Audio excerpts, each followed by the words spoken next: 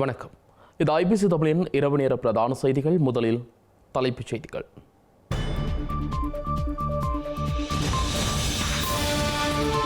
அமெரிக்காவின் புதிய வரி விதிப்பு, ஆய்வுகளை மேற்கொள்ள குழு நியமனம். நரேந்திர மோடியின் இலங்கை பயணம், தாயக மக்களின் தீர்வு விடயங்களில் கவனம் செலுத்துமாறும் கோரிக்கை. நாமலின் சட்டத்திரணி தகமை விசாரணைகளை ஆரம்பித்துள்ள குற்றப்புலனாய்வு திணைக்களம்.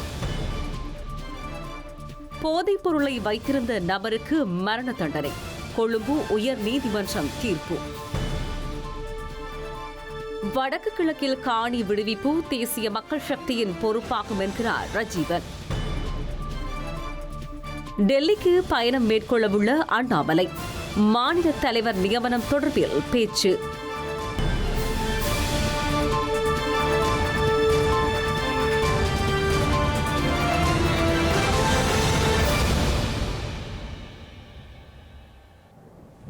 இனி விரிவான செய்திகள். இலங்கையின் ஏற்றுமதிகளுக்கு இதுவரை அமெரிக்கா 12% வரியை விதித்த நிலையில் தற்போது அது 40% விட அதிகமாக உயர்வடைந்துள்ளது. இந்த நிலையில் அமெரிக்கா விதித்துள்ள புதிய வரி விதிப்பு தொடர்பில் ஆய்வு மேற்கொள்ள ஸ்ரீலங்கா ஜனாதிபதி அனுரகுமார் திசாநாயக்க குழு ஒன்றை நியமித்துள்ளார். அமெரிக்க ஜனாதிபதி டொனால்ட் ட்ரம்ப் விதித்துள்ள புதிய பரஸ்பர வரியினால் ஏற்படக்கூடிய பிரச்சினைகள் குறித்து ஆழமான ஆய்வு மேற்கொண்டு அரசாங்கத்திற்கு பரிந்துரைகளை சமர்ப்பிக்க ஜனாதிபதி அனுரகுமார் திசாநாயக்க குழு ஒன்றை நியமித்துள்ளார். அதன்படி நிதியமைச்சின் செயலாளர், மத்திய வங்கியின் ஆளுநர், இலங்கை முதலீட்டு சபையின் தலைவர், இலங்கை ஏற்றுமதி அபிவிருத்தி சபையின் தலைவர், வெளியுறவு அமைச்சின் பொருளாதார விவகாரங்களுக்கான பணிப்பாளர் நாயகம், ஜனாதிபதியின் சிரேஷ்ட பொருளாதார ஆலோசகர் துமிந்த குலங்கமுவ, இலங்கை வர்த்தக சபையின் பிரதான பொருளாதார கொள்கை ஆலோசகர் ஷிரான் பெர்னாண்டோ, அஷ்ரப் ஓமர், ஷெராட் அமலின் மற்றும் சைபஸ் ஜபஜி ஆகியோர் இந்த குழுவில் நியமிக்கப்பட்டுள்ளனர். அமெரிக்க ஜனாதிபதி டொனால்ட் ட்ரம்ப் நிர்வாகத்தில் புதிய வரி கொள்கை இன்று முதல் நடைமுறைக்கு வந்துள்ள சூழலில் இலங்கைக்கு 44% வரி விதிப்பு இதில் இடம்பெற்றுள்ளது. இலங்கை நாடுகள் ஏற்றுமதி செய்யப்படும் முக்கிய நாடாக அமெரிக்கா காணப்படுகின்றது. இந்த வரி விதிப்பு நிச்சயம் ஆடை ஏற்றுமதி துறையில் பாரிய தாக்கத்தை செலுத்தும் என பொருளாதார நிபுணர்கள் தெரிவித்துள்ளனர். அமெரிக்கா விதித்துள்ள 44% வரி என்பது வெறும் வர்த்தக பிரச்சினை மட்டுமல்ல எனவும் இது ஒரு விழிப்புணர்விற்கான அழைப்பு என எதிர்க்கட்சித் தலைவர் சஜித் பிரேமதாஸ் வலியுறுத்தியுள்ளார். தற்போதைய அரசாங்கம் கடந்த காலங்களில் எதிர்க்கட்சியில் இருந்தபோது சகல சுதந்திர வர்த்தக ஒப்பந்தங்களையும் தடுத்தனர். அந்த மரபு இனியாவது முடிவிற்கு கொண்டுவரப்பட வேண்டும் என சஜித் பிரேமதாஸ் வலியுறுத்தியுள்ளார்.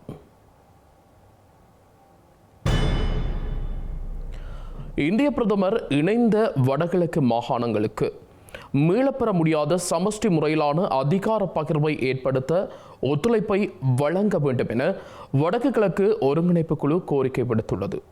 இந்திய பிரதமரின் வருகையை முன்னிட்டு வடக்கு கிழக்கு ஒருங்கிணைப்பு குழு இந்த கோரிக்கையை விடுத்துள்ளது.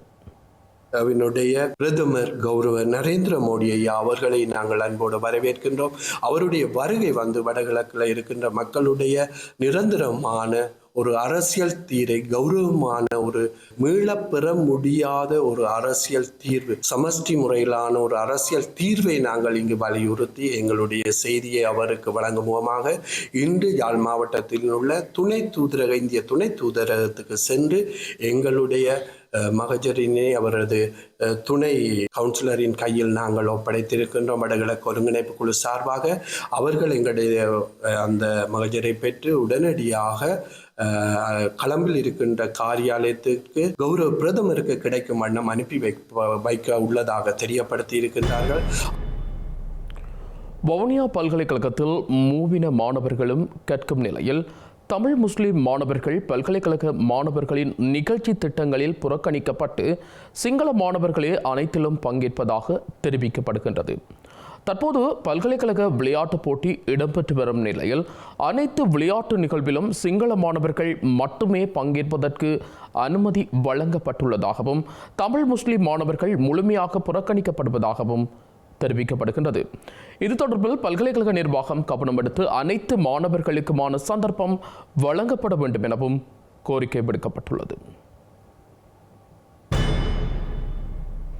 இலங்கையில் 2008 முதல் 2024 வரை ஜனாதிபதி நிதியத்தில் இருந்து பெற்ற நிதியை தவறாக பயன்படுத்தியதாக கூறப்படும் மக்கள் பிரதிநிதிகளிடம் விசாரணைகள் ஆரம்பிக்கப்பட்டுள்ளன. அதன்படி 22 முன்னாள் அமைச்சர்கள், நாடாளுமன்ற உறுப்பினர்கள் மீது நிதி குற்றப்புலனாய்வு பிரிவினர் விசாரணை நடவடிக்கையை முன்னெடுத்துள்ளனர். குற்றப்புலனாய்வு திணைக்களத்திற்கு கிடைத்த முறைப்பாடுகளுக்கு அமைய விசாரணைகள் நடத்தப்படுகின்றன. விசாரணை தொடர்பாக ஜனாதிபதி நிதிய கணக்கிலிருந்து வழங்கப்பட்ட காசோலைகளின் விவரங்களை பெறுவதற்கான உத்தரவையும் விசாரணை அதிகாரிகள் கடந்த 2ஆம் தேதி கோட்டை நீதவான் நீதிமன்றத்திடம் பெற்றிருந்தனர். அதன்படி சம்பந்தப்பட்ட நிதியத்திலிருந்து நிதி வழங்கியது தொடர்பான 22 கோப்புகள் விசாரணை அதிகாரிகளால் கைப்பற்றப்பட்டுள்ளதாக காவல்துறையினர் தெரிவித்தனர். அந்த கோப்புகளின்படி 22 மக்கள் பிரதிநிதிகள் பல்வேறு தொகைகளில் 100 மில்லியன் ரூபாவுக்கு மேல் பெற்றுள்ளனர் என்பதும் தெரியவந்துள்ளது. அவர்களில் கெஹலிய ரம்புக்வெல, திமு ஜெயரத்ன மற்றும் டிபி எகநாயக்க நிதியிலிருந்து திருப்பிச் செலுத்தக்கூடிய அடிப்படையில் பணத்தை பெற்றுள்ளதாகவும், ஆனால் அந்த பணத்தை திருப்பி செலுத்தியுள்ளார்களா என்பது குறித்து விசாரணைகள் நடைபெற்று வருவதாகவும் தெரிவிக்கப்படுகின்றது. பணத்தை பெற்ற மக்கள் பிரதிநிதிகள் எதிர்காலத்தில் குற்றப்புலனாய்வு திணைக்களத்திற்கு அழைத்து வரப்பட்டு வாக்குமூலங்கள் பதிவு செய்யப்படும் என்று விசாரணை அதிகாரிகள் தெரிவிக்கின்றனர். ஸ்ரீலங்கா நாடாளுமன்ற உறுப்பினர் நாமல் ராஜபக்ஷவின் சட்டத்தரணி தகமை தொடர்பில் விசாரணைகளை ஆரம்பித்துள்ளதாக குற்றப்புலனாய்வு திணைக்களம் தெரிவித்துள்ளது. கொழும்பு பிரதான நீதிவான் நீதிமன்றில் இன்று குறித்த விடயம் தொடர்பில் குற்றப்புலனாய்வு திணைக்களம் அறிவித்துள்ளது. லஞ்சம் மற்றும் ஊழலுக்கு எதிரான குடிமக்கள் அதிகாரம் அளித்த முறைப்பாட்டின் அடிப்படையிலேயே இந்த விசாரணை ஆரம்பிக்கப்பட்டிருந்தது. இலங்கை சட்டக் கல்லூரி பரீட்சைகளின் போது நாமல் மோசடியில் ஈடுபட்டாரா என்பது குறித்து விசேட கவனம் செலுத்தவுள்ளதாக குற்றப்புலனாய்வு திணைக்களத்தின் சிறப்பு புலனாய்வு பிரிவு தெரிவித்துள்ளது. இது தொடர்பாக சமர்ப்பிக்கப்பட்ட ஆவணங்களை பரிசீலித்த கொழும்பு பிரதான நீதிவான் தனுஜா லக்மாலி விசாரணை முன்னேற்ற அறிக்கையை நீதிமன்றில் சமர்ப்பிக்குமாறு குற்றப்புலனாய்வு பிரிவினருக்கு உத்தரவிட்டுள்ளார். இலங்கையில் போதைப் பொருளை உடைமையில் வைத்திருந்தமை மற்றும் கடத்திய குற்றங்களுக்காக கைது செய்யப்பட்ட நபர் ஒருவருக்கு மரண தண்டனை விதிக்கப்பட்டுள்ளது. 16 கிராம் மற்றும் 882 மில்லிகிராம் ஹெரோயின் வைத்திருந்தமை மற்றும் கடத்தியமை ஆகிய 2 குற்றச்சாட்டுகளில் குற்றவாளி என தீர்ப்பளித்த கொழும்பு உயர் நீதிமன்ற நீதிபதி RSS சபிவிதா இன்று ஒரு குற்றவாளிக்கு மரண தண்டனை விதித்தார். 2 குற்றச்சாட்டுகளை நியாயமான சந்தேகங்களுக்கு அப்பால் அரசு தரப்பு நிரூபித்ததை அடுத்து மரண தண்டனை விதிக்கப்பட்டுள்ளது. குற்றவாளியான வெளிவிட்ட சாயக்கரகே அசங்க சஞ்சீவ 2019ஆம் ஆண்டு பிப்ரவரி மாதம் 26ஆம் தேதி கொழும்பு கிராண்ட் பாஸ் பகுதியில் ஹெரோயின் வைத்திருந்த போது ஒழுங்கமைக்கப்பட்ட குற்றத்தடுப்பு பிரிவால் கைது செய்யப்பட்டிருந்தமை குறிப்பிடத்தக்கது. பண மோசடியில் ஈடுபட்ட குற்றச்சாட்டின் பேரில் கைது செய்யப்பட்டு விளக்கமறியலில் வைக்கப்பட்டுள்ள ஸ்ரீலங்காவின் முன்னாள் அமைச்சர் மெர்வின் சில்வாவின் விளக்கமறியல் காலம் மேலும் நீடிக்கப்பட்டுள்ளது. ஸ்ரீலங்காவின் முன்னாள் அமைச்சர் மெர்வின் சில்வா மற்றும் 2 சந்தேக நபர்களும் எதிர்வரும் 9ஆம் தேதி வரை விளக்கமறியலில் வைக்கப்பட்டுள்ளனர். மெர்வின் சில்வா உள்ளிட்ட 3வரையும் மகர நீதவான் நீதிமன்றத்தில் முன்னிலைப்படுத்திய போதே நீதவான் இந்த உத்தரவை பிறப்பித்துள்ளார். கிரிபத்குட பகுதியில் உள்ள அரசாங்க நிலத்தை போலி பத்திரங்களை பயன்படுத்தி விற்பனை செய்ததாக கூறப்படும் குற்றச்சாட்டில் முன்னாள் அமைச்சர் மெர்வின் சில்வா உள்ளிட்ட 3 பேர் கடந்த மார்ச் மாதம் 5ஆம் தேதி குற்ற புலனாய்வு திணைக்களத்தினரால் கைது செய்யப்பட்டமை குறிப்பிடத்தக்கது. ஊழல் குற்றச்சாட்டில் தலா 16 ஆண்டுகள் சிறை தண்டனை விதிக்கப்பட்ட வடமத்திய மாகாண முன்னாள் முதலமைச்சர் ரஞ்சித் மற்றும் அவரது பிரத்யேக செயலாளர் சாந்தி சந்திரசேன ஆகியோர் தங்கள் தண்டனைகளை எதிர்த்து மேல்முறையீடு செய்துள்ளனர். மேன்முறையீட்டு நீதிமன்றத்தின் முன் முன்னிலைப்படுத்துவதற்காக குறித்த மேன்முறையீடு கொழும்பு மேல் நீதிமன்றத்திடம் ஒப்படைக்கப்பட்டுள்ளது. மேல்முறையீட்டு மனுவில் உயர் நீதிமன்ற நீதிபதி தனது தீர்ப்பை வழங்கும் போது தொடர்புடைய விசாரணையில் தாங்கள் முன்வைத்த சமர்ப்பணங்களை பரிசீலனையில் எடுத்துக்கொள்ளவில்லை என மனுதாரர்கள் தெரிவித்துள்ளனர். அதன்படி தொடர்புடைய குற்றச்சாட்டுகளிலிருந்து தங்களை விடுவிக்குமாறு அவர்கள் மேல்முறையீட்டு நீதிமன்றத்தை கோரியுள்ளனர். இந்த சமுத்திரத்தின் மூலோபாய அமைவிடம் காரணமாக பிராந்திய கடல்சார் பாதுகாப்பில் இலங்கை முக்கிய பங்கு வகிக்கின்றது என ஸ்ரீலங்கா பாதுகாப்பு பிரதி அமைச்சர் மேஜர் ஜெனரல் அருண ஜெயசேகர தெரிவித்தார். தேசிய பாதுகாப்பு மற்றும் கடல்சார் கள விழிப்புணர்வில் கடல்சார் பாதுகாப்பு உத்தி முக்கிய அம்சமாக காணப்படுகின்றது எனவும் கூறினார். கொழும்பு துறைமுகத்தை வந்தடைந்த ஜப்பான் கடல்சார் சுய பாதுகாப்பு படை கப்பலான பொங்கோவுக்கு ஸ்ரீலங்கா பாதுகாப்பு பிரதியமைச்சர் மேஜர் ஜெனரல் அருண ஜெயசேகர விஜயம் செய்தார். தனது விஜயத்தின் போது பிரதியமைச்சர் ஜப்பானிய கப்பலையும் பார்வையிட்டார். இதன்போது கடல்சார் பாதுகாப்பிற்கான இலங்கையின் அர்ப்பணிப்பை அடிக்கோடிட்டு காட்டினார். மேலும் பல்வேறு துறைகளில் இலங்கைக்கு ஜப்பான் அளித்த உதவியை நினைவுபடுத்தினார். நிதி, தொழில்நுட்ப ஒத்துழைப்பு, மேம்பாட்டு திட்ட செயற்படுத்தல், மனிதாபிமான உதவி, திறன் மேம்பாட்டு முயற்சிகள், அமைதி காக்கும் பணிகள், பாதுகாப்பு ஒத்துழைப்பு, கடல்சார் பாதுகாப்பு மேம்பாடுகள் மற்றும் அறிவு பகிர்வு போன்ற துறைகளில் கிடைத்த ஆதரவிற்கும் நன்றி தெரிவித்தார். நிகழ்வில் உரையாற்றிய இலங்கைக்கான ஜப்பான் தூதுவர் அகியோ இசோமாடா இரு நாடுகளுக்கும் இடையிலான நெருங்கிய இருதரப்பு உறவுகளை எடுத்துரைத்தார். மேலும் இந்த சமுத்திரத்தில் கேந்திர முக்கியத்துவம் மிக்க அதன் அமைவிடத்தின் மூலமாக பிராந்திய ஸ்திரத்தன்மையை நிலைநிறுத்துவதில் இலங்கையின் அர்ப்பணிப்பை வலியுறுத்தினார். வடக்கு மாகாணம் உள்ளிட்ட நாட்டின் பல்வேறு பகுதிகளில் கடுமையான மின்னல் தாக்கம் ஏற்படுவதற்கான வாய்ப்புகள் காணப்படுவதாக ஸ்ரீலங்கா வளிமண்டலவியல் திணைக்களம் அறிவித்துள்ளது. மேற்கு சபரகமுவ, வடமேற்கு, வடக்கு மற்றும் வடமத்திய மாகாணங்கள் மற்றும் காலி, மாத்தறை, மொன்றாகலை மற்றும் மாத்தறை மாவட்டங்களுக்கு கடுமையான மின்னல் தாக்கம் ஏற்படுவதற்கான எச்சரிக்கையை ஸ்ரீலங்கா வளிமண்டலவியல் திணைக்களம் வெளியிட்டுள்ளது. இன்று இரவு 11 மணி வரை வானிலை முன்னறிவிப்பு நடைமுறையில் இருக்கும் எனவும் திணைக்களம் தெரிவித்துள்ளது. இடியுடன் கூடிய மழை பெய்யும் போது தற்காலிகமாக பலத்த காற்று வீசக்கூடும் என்றும் திணைக்களம் எச்சரித்துள்ளது. அத்துடன் மின்னல் தாக்கத்தால் ஏற்படும் சேதங்களை குறைக்க போதுமான முன்னெச்சரிக்கை நடவடிக்கைகளை எடுக்குமாறு பொதுமக்களை வலியுறுத்தியுள்ளது. வடக்கு கிழக்கில் காணி விடுவிப்பு செயற்பாட்டை முழுமையாக நிறைவு செய்வது தேசிய மக்கள் சக்தியின் பொறுப்பாகும் என யாழ் மாவட்ட நாடாளுமன்ற உறுப்பினர் ரஜீவன் தெரிவித்தார். புலம்பெயர் நாட்டவர்களின் முதலீடுகளுக்கு சாதகமான நிலை அமைத்து கொடுக்கப்படும் எனவும் யாழில் இடம்பெற்ற நிகழ்வொன்றில் ரஜீவன் தெரிவித்தார். மக்கள் ஒரு வலுவான நம்பிக்கையை கொண்டிருக்கிறார்கள். நிறைய தொடர்ந்து செய்து கொண்டு போங்க தம்பின்னு சொன்னேன். என்னால் அவர் யதார்த்தமா சொல்லக்கூடியவர். அதே போன்று நான் போலீஸை கேட்ட பொழுது போலீசாரை சொல்லுகின்றார்கள், குற்றச்செயல்கள் குறைந்து போயிருக்கின்றது சொல்லி. லஞ்சம் வாங்குறது, ஊழல்கள் ஒரு நாள் நிப்பாட்ட இயலாது. நாங்கள் படிப்படியாக முன்னேற்றம் காண வேண்டும். படிப்படியாக பிரதேசங்களை நாங்கள் அறிவிப்பு செய்ய வேண்டும். அதே போன்றுதான் நாங்கள் இந்த நாட்டிலே காணப்படுகின்ற மக்களுக்கு தேசிய ரீதியிலே நாங்கள் பிரச்சனைக்கு தீர்வு காண வேண்டி இருக்கின்றது. நாங்கள் உங்களுக்கு தெரியும், யாழ்ப்பாண மக்கள் வித்தியாசமானவர்கள். அவர்களுக்கு நிவாரணத்தை கொடுத்தோ அல்லது ரோட்டை போட்டோ அதை திருப்திப்படுத்த முடியாது என்று நான் இந்த இடத்தை ஏற்றுக்கொள்கின்றேன். ஏன்னு சொன்னால் நாங்கள் நீண்ட காலம் ஒரு உரிமைகளுக்காக போராடிய இனம் என்று தெரியும் எங்களுக்கு. அதையும் ஜனாதிபதி மிகவும் நம்புகின்றார். அவர் சொல்லுகின்றார், எல்லாரையும் வெளிநாட்டில் இருக்கின்ற புலம்பெயர் தமிழரை வடக்கு வாங்க என்று கூப்பிடுகின்றார். முதலீடு செய்யுங்க என்று கூப்பிடுகின்றார். முதலீடு செய்கின்ற பொழுது பல பிரச்சனைகள் இருக்கின்றன. அதை நாங்கள் தீர்த்து தர வேண்டிய தேவை இருக்கின்றது. பல காணிகள் மக்களுடைய காணிகள் இராணுவத்திடம் காணப்படுகின்றது. அத்தனை காணிகளையும் நாங்கள் மக்களுக்கு விடுவிக்க வேண்டிய தேவை இருக்கின்றது. அதை நாங்கள் பெரிய பாரிய முகாம்கள் கட்டப்பட்டிருக்கின்றன. அந்த முகாம்களை ஒரு நாளிலே நாங்கள் மூச்செடுக்க முடியாது. அதை நாங்கள் பல்வேறு கட்ட பேச்சுவார்த்தைகள் ஊடாகத்தான் அந்த பிரதேசங்களை நாங்கள் விட வேண்டும். நிலநடுக்கத்தால் பாதிக்கப்பட்ட மியான்மருக்கு கண்டி தலதா மாளிகை மற்றும் மல்பத்து ஆஸ்கிரிய பீடம் ஆகியவை இணைந்து 1,50,00,000 ரூபாய் நிதியுதவியை வழங்கியுள்ளன.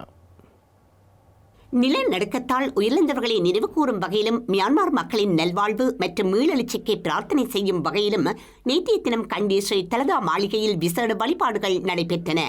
இந்த வழிபாட்டில் மெல்வத்து மற்றும் அஸ்கிரிய பீடங்களின் அனுநாயக்க தேரர்கள், குழு உறுப்பினர்கள் மற்றும் மகா சங்கத்தினருடன் புனித தந்த தாதுவுக்கு அருகில் ஒன்று கூடி பிரித் ஓதி ஆசிர்வாதங்களை வழங்கினர்.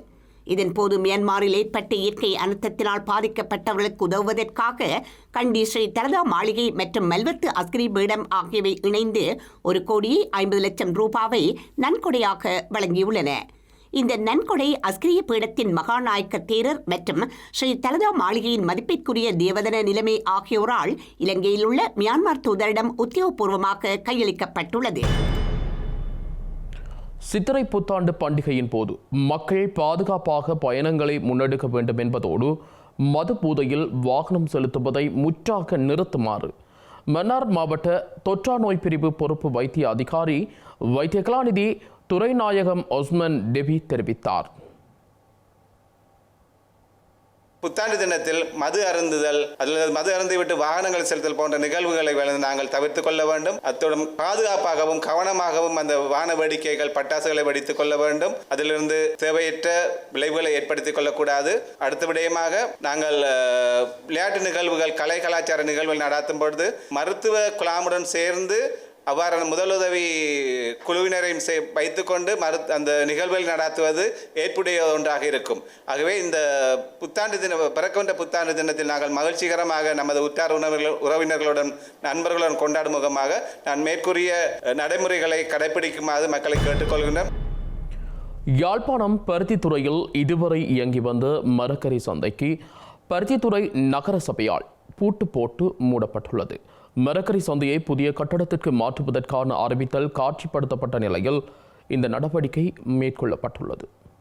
பருத்தித்துறையில் இதுவரை இயங்கி வந்த மரக்கறி சந்தையை சுமார் 200 மீட்டர் தொலைவில் அமைக்கப்பட்ட புதிய கட்டடத்துக்கு மாற்றுவதற்கான அறிவித்தல் காட்சிப்படுத்தப்பட்டிருந்தது. இதற்கு எதிர்ப்பு தெரிவித்து மரக்கறி வியாபாரிகள் வியாபாரத்தை பகிஷ்கரிப்பதாக அறிவித்திருந்த நிலையில் இன்று அதிகாலையிலிருந்து நேற்று வரை இயங்கி வந்த சந்தை கட்டடம் நகரசபையால் பூட்டு போட்டு பூட்டப்பட்டுள்ளது. இந்நிலையில் வியாபாரிகள் தமது பொருட்களை பழைய சந்தைக்குள்ளிருந்து வெளியே எடுத்து வர முடியாத நிலை ஏற்பட்டிருந்தது. எனினும் ஒரு சில மரக்கறி வர்த்தகர்கள் புதிய சந்தை கட்டட தொகுதியில் வியாபாரத்தில் ஈடுபட்டு வருகின்றனர். புதிய சந்தைக்கு மரக்கறி வியாபாரத்தை மேற்கொள்ளுமாறு சில மாதங்களுக்கு முன்னர் பருத்தித்துறை நகரசபையால் அறிவிக்கப்பட்டிருந்த நிலையில் அதனை எதிர்த்து மரக்கறி வர்த்தகர்களால் பருத்தித்துறை மாவட்ட நீதிமன்றில் வழக்கு தாக்கல் செய்யப்பட்டிருந்தது. அந்த வழக்கும் எதிர்வரும் ஜூன் மாதம் 20ஆம் தேதிக்கு தவணையிடப்பட்டுள்ளது. இந்த நிலையிலேயே பருத்தித்துறை நகரசபையால் நேற்றைய தினம் திடீரென அறிவித்தல் சுவரொட்டி மூலமும் ஒலிபெருக்கி மூலமும் மரக்கறி சந்தையை புதிய கட்டடத்திற்கு இடமாற்றம் செய்யுமாறு அறிவிக்கப்பட்டமையால் அதிகமான மரக்கறி வியாபாரிகள் வியாபார நடவடிக்கையிலிருந்து விலகி இருப்பதுடன் ஒரு சில வர்த்தகர்கள் புதிய கட்டட தொகுதியில் வியாபாரத்தை மேற்கொண்டு வருகின்றனர்.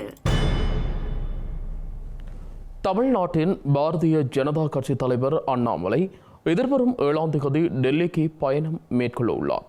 மாநில தலைவர் பொறுப்பில் இருந்து அண்ணாமலை நீக்கப்பட உள்ளதாக தகவல்களுக்கு மத்தியில் அவரின் இந்த பயணம் முக்கியமான ஒன்றாக பார்க்கப்படுகின்றது.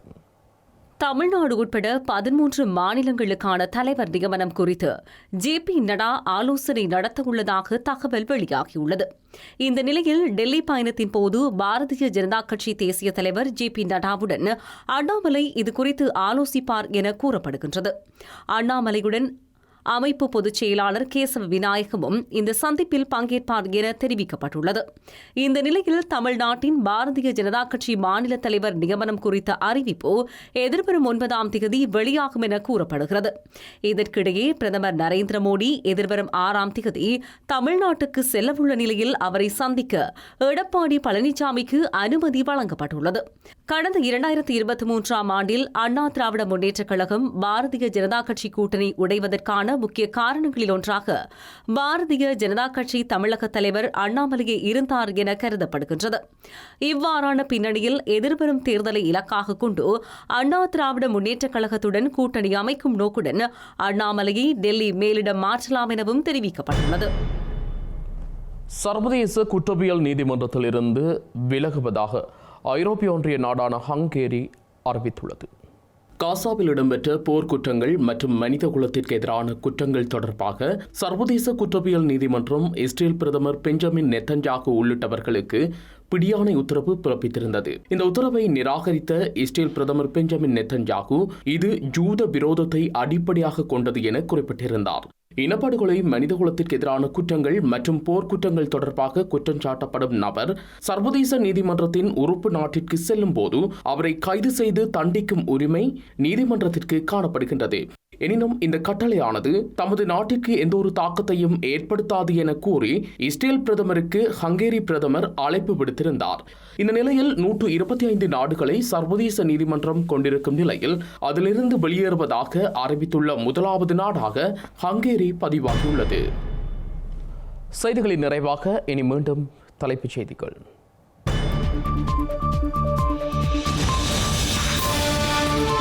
அமெரிக்காவின் புதிய வரி விதிப்பு, ஆய்வுகளை மேற்கொள்ள குழு நியமனம். நரேந்திர மோடியின் இலங்கை பயணம், தாயக மக்களின் தீர்வு விடயங்களில் கவனம் செலுத்துமாறும் கோரிக்கை. நாமலின் சட்டத்திரணி தகவை விசாரணைகளை ஆரம்பித்துள்ள குற்றப்புலனாய்வு திணைக்களம். போதைப் பொருளை வைத்திருந்த நபருக்கு மரண தண்டனை, கொழும்பு உயர் நீதிமன்றம் தீர்ப்பு. வடக்கு கிழக்கில் காணி விடுவிப்பு தேசிய மக்கள் சக்தியின் பொறுப்பாகும் என்கிறார் ரஜீவன். டெல்லிக்கு பயணம் மேற்கொள்ளவுள்ள அண்ணாமலை, மாநில தலைவர் நியமனம் தொடர்பில் பேச்சு.